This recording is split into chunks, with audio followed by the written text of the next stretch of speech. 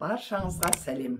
Айзада шебер курсына қош келіпсіздер. Бүгін мен сіздерге кішкентай қыздардың киімін жеңіл, оңай түрінде мынандай көйлегін пішіп тігуді көрсетемін. Бізде әзір.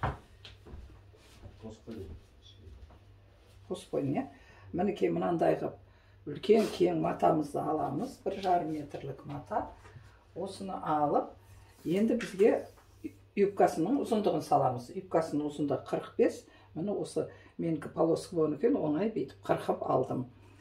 Осыны мына шетін тігеміз. Енді қалған мыналарын былай бүйтіп жиып татянка қылып көйлек қып аламыз. Мінекей осылай әдемі көйлек шығады бізде. Матамызды 4 бүктеп аламыз да мойын саламыз. Мойыннан кейін иығы міне 10 сантиметр. Мына ара қашықтық үлкендерге 18 болса, кішкентайлардікі 15 сантиметр болады. Размері 40 размер, 40-ты өшерге бүйтіп салып, енді мойыннан белге шейінгі ұзындығында мен 40 алдым. Міне үстіп сызып, енді осылай біз бұны 40 аламыз. Міне мойынын, иығын, қолтығынан асты. Мінекей осылай запассыз 40 аламыз. Енді біз бұның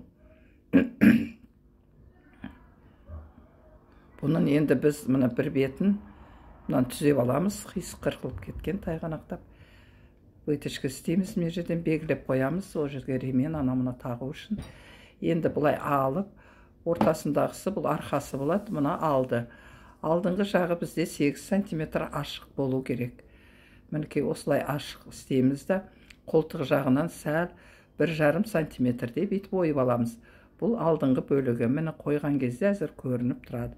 Арқасы үлкендеу болады, мойны да төмендеу. Міне осылай. Енді міне осы жерден қолын саламыз. Қолды былай қарай аламыз. Мен мына жерден резинка таққым кеп тұр бүйтіп. Мінекей. Осы кең жағы несі болады? Төменгі жағы. Мінекей. Енді былай қоямыз да біз қолын мына рисункының қасынан 20 сантиметр қып алдым. Бұл кішкентайлар үлкендерге біз 14 салушек. Енді біз кішкентайларға 12 саламыз былай қарай. Міне осылай сызып алғаннан кейін тура үлкендердікі сияқты былай қойып бөліп алсаңыздар.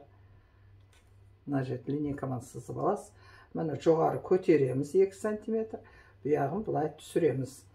Мінекей болды. Мен мына рисункасы кетіп қалмау үшін аккуратно қойып аламыз. Міне осыны енді қазір қырқып шығамыз. 2 сантиметр, мінеғі 1 сантиметр бұлай қырқып аламыз. Сонда міне қолы шықты.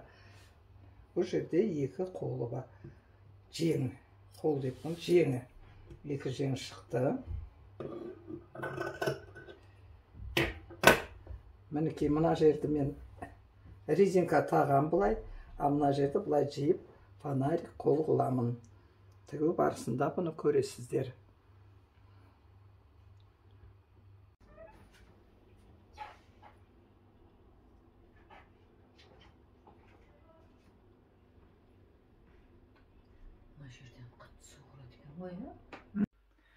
Мінекей біз кішкентай қыздардың көйлегін де пішіп тігуді аяқтадық.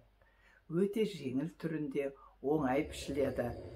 Мен 45 сантиметр, ширинасы 1,50 сантиметр болған. Бәрін кусок-кусок қып кесіп, сіздерге жеңіл болсын деп көрсетіп отырмын. Қыздарыңызға, туған туыс бауырларыңызға тігіп, әрі бизнес жасауға да болады. Тігін курсы деген ол өте керемет курс. Ол өзіңнің жанұяңа, өзіңе, бала-шағаларыңа тігіп беріп, бизнес жасауға да өте ыңғайлы. Переделка жасап та ақша табуға болады. Массовый тігіп те ақша табаласыз. Бізде Айзада шебер курсы өте керемет. Жаңа тәсіл, жаңа методикамен үйретем. Өзімнің 47 жыл бойы жиған тәсіліммен сіздерге арнап отырмын. Біздің қыз келіндер қалай оңай түрінде үйренсе екен деп. Көп курстарда А точка, Б точка, формула, конспект деп отырады. Менде ондай мүлде жоқ. мінекей ұнаса лайк басып, подписаться етіп, колокольчикті басыңыздар. Келесі түсірілімді жіберіп алмау үшін инстаграмға да тіркеліп алуды ұмытпаңыздар. Комментарияға жазыңыздар, қандай көйлектерді түсіріп көрсеткенді ұнатасыздар. Сол арқылы мен сіздерге пландап видео түсіріп отырамын.